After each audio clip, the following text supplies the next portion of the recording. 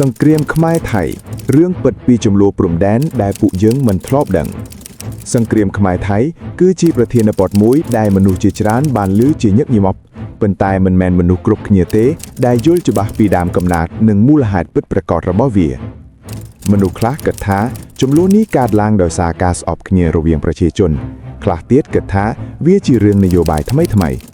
ប៉ុន្តែការពិតសង្គ្រាមនិងចំនួនរវាងខ្មែរនិងថៃមានប្រវត្តិយូរយាររាប់រយឆ្នាំក្រោយពាក់ព័ន្ធនឹងអំណាចទឹកដីប្រាសាទបុរាណនិងការបកស្រាយប្រវត្តិសាស្ត្រដែលមិនដូចគ្នាអត្ថបទនេះមានគោលបំណងផ្ដល់ចំណេះដឹងប្រវត្តិសាស្ត្រមិនមែនដើម្បីបង្កចំនួនឬលើកទឹកចិត្តការស្អប់គ្នានោះទេប៉ុន្តែដើម្បីឲ្យយើងយល់ពីអតីតកាលនិងរៀនពីកំហុសដើម្បីបង្កើតអនាគតដែលមានសន្តិភាពដើមកំណើតចំនួនក្នុងសម័យអង្គរបើយើងត្រឡប់ទៅអតីតកាលប្រហែលសតវត្សទី9ដល់សតវត្សទី15អាណាចក្រអង្គររបស់ខ្មែរគឺជាអំណាចធំមួយនៅតំបន់អាស៊ីអាគ្នេយ៍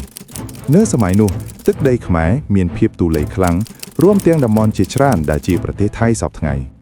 ភស្តុតាងសំខាន់នៃការរីកចម្រើនរបស់អង្គរគឺប្រាសាទបុរាណជាច្រើនដែលស្ថិតនៅក្នុងដែនដីថៃបច្ចុប្បន្ន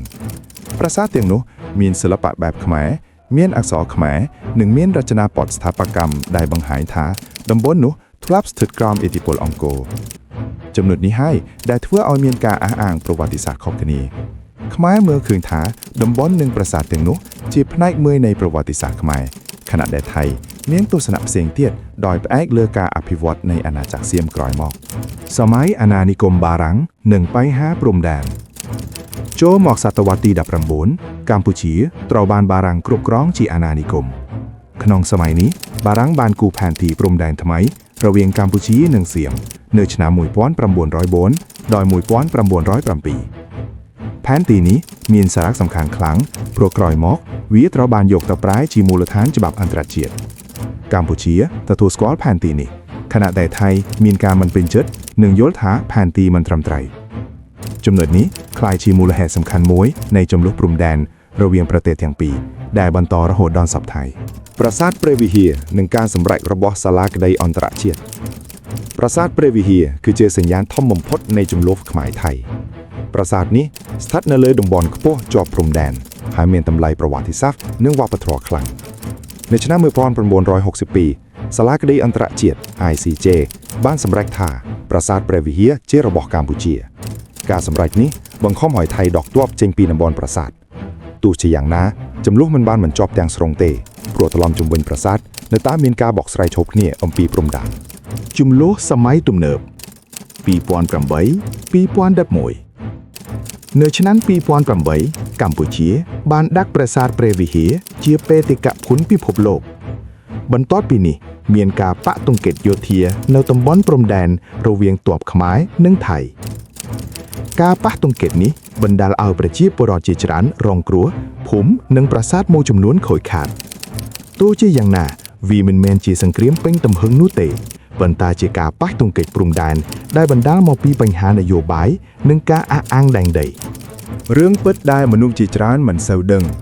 រឿងពិតមួយដែលគួរឲ្យយល់គឺចំនួនខ្មែរថៃមិនមែនកើតឡើងដោយសារប្រជាជនទាំងពីរជាសត្រូវគ្នានោះទេប្រជាជនខ្មែរនិងថៃមានវប្បធម៌ជិតស្និទ្ធមានអាហារភាសានិងប្រពៃណីស្រដៀងគ្នាជាច្រើនចំនួនភាគច្រើនកើតឡើងដោយសារនយោបាយអំណាចនិងការបកស្រាយប្រវត្តិសាស្ត្រខុសគ្នានៅពេលនយោបាយត្រូវបានប្រើដើម្បីលើកទឹកចិត្តអារម្មណ៍ជាតិនិយមចំនួនក៏ងាយនឹងកើតឡើងសារៈសំខាន់នៃការយល់ប្រវត្តិសាស្ត្រការសិក្សានិងយល់អំពីប្រវត្តិសាស្ត្រមិនមែនដើម្បីស្អប់គ្នាឬដាក់ទោសអតីតកាលទេប៉ុន្តែដើម្បីរៀនពីកំហុសនិងជៀសវាងការកើតឡើងម្ដងទៀតសង្គ្រាមនិងជម្លោះមិនធ្វើឲ្យអ្នកណាឈ្នះពិតប្រាកដឡើយអ្នកដែលរងគ្រោះច្រើនបំផុតទីប្រជាពលរដ្ឋធម្មតាសេចក្តីសន្និដ្ឋានសង្គ្រាមខ្មែរថៃគឺជាលទ្ធផលនៃប្រវត្តិសាស្ត្រយូរអង្វែងដែលពាក់ព័ន្ធនឹងអំណាចទឹកដីនិងការបកស្រាយអតីតកាលខុសគ្នាការយល់ដឹងអំពីរឿងទាំងនេះអាចជួយឲ្យយើងមើលឃើញចំនួនដោយចិត្តត្រជាក់និងមានហេតុផលអនាគតដែលមានសន្តិភាពមិនអាចកើតឡើងបានប្រសិនបើយើងមិនយល់ពីអតីតកាល